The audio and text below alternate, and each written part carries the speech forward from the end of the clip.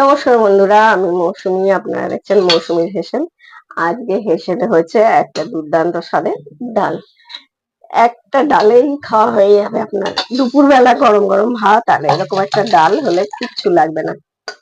দুদিন ধরে হচ্ছে খুব বৃষ্টি, তাই বলি সহজেই করে নি একটা রান্না। আসুন বেশি কথা না বলে করে নি। কি করে করেছি ডালটা, পুরো ভিডিওটা দেখবেন, না হলে বুঝতে পারবেন না একদম রেসিপিটা। দেখার অনুরোধ রইল। দেখুন কত সুন্দর হয়েছে।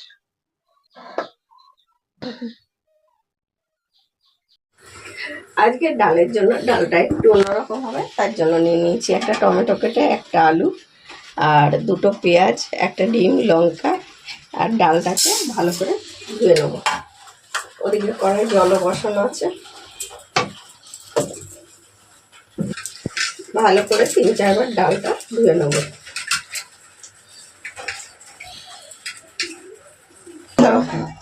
কথা বলতে বলতে এদিকে জল বসিয়ে দিয়েছিলাম, আমি দিয়ে দিয়েছি ডালটা, ঢাকা দিয়ে সেদ্ধ করে নেবো। হাফ সেদ্ধ মতো হয়েছে, সেই সময় আমরা দিয়ে দেবো, যেহেতু আলুটা সরু সরু করে কাটা হবে, আলুটা একটু সরু সরু করে কেটে রেখেছি, এটা দিয়ে দেবো। আলুর সঙ্গে সেদ্ধ হয়ে যাবে, আগে দিলে তো বড্ড সেদ্ধ হয়ে যেত। আর দিয়ে দেবো কিছুটা পেঁয়াজ, আর কিছুটা রেখে দেবো, পরে দেবো।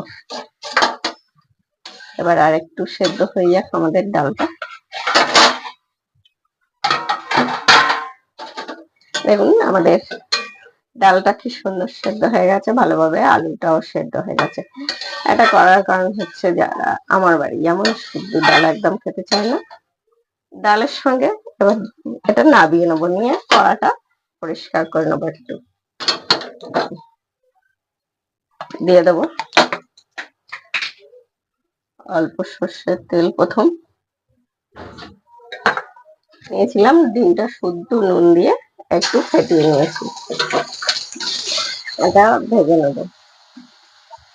এটা দিয়ে নাড়তে থাকবেন, বেশ এরকম ঝুড়ো ঝুড়ো ভুজিয়া মতো হবে। এটা দিয়ে, যেটা বলছিলাম, যে আমাদের বাড়ি যেমন শুধু ডালটা খায় না, ডালের সঙ্গে হয়তো নাহলে ভাজা, পাঁপড় ভাজা হোক, আলু ভাজা, যা হোক একটা কিছু লাগে। যদি এরম ভাবে ডালটা করা হয় তখন কিন্তু কিচ্ছু লাগে না, শুধু ডালটা দিয়ে খাওয়া হয়। এই বৃষ্টি হচ্ছে অতিরিক্ত, দুদিন ধরে বৃষ্টি হচ্ছে, তা মনে হলো এই ডালটাই করে নি। আবার ডালের সঙ্গে একটা তরকারি করা ভালোভাবে ভাজা হয়ে গেছে, যার জন্য একটাতেই সিম্পল ভাবে খাওয়া হয়ে যাবে। ওই কড়াতেই আর একটু তেল অল্প করে একদম, তাতে দিয়ে দেবো গোটা জিরে ফোড়ন,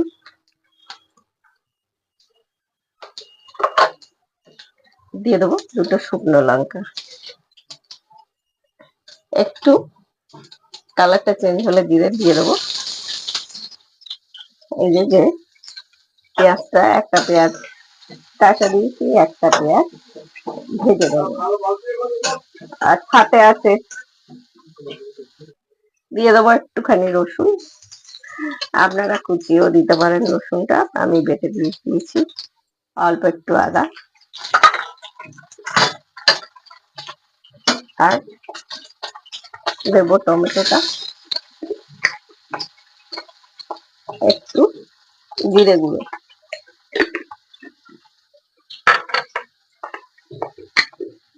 হলুদ। এটা মাছের মাথা ছাড়াও যেন মাছের মাথা দিয়ে ডাল করলে যেমন লাগে সেই রকম লাগবে টেস্টটা। মশলাটা আমরা কষে নেবো, একটু ভালো করে কষে নিতে হবে। নুনটা দিয়ে দেবো, দিলে কি হবে টমেটোটা নরম হয়ে যাবে, গলে যাবে বেশ। স্বাদ অনুযায়ী নুন দিয়ে মশলাটা একটু কষে নেবো। টমেটোটাও ঘেটে গেছে, এবার দিয়ে দেবো ডালটা।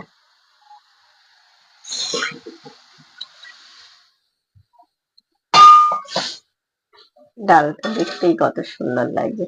এবার দিয়ে দেবো, শুকনো লঙ্কা তো দিয়েছি, দিয়ে দেবো দুটো চেরা কাঁচা লঙ্কা,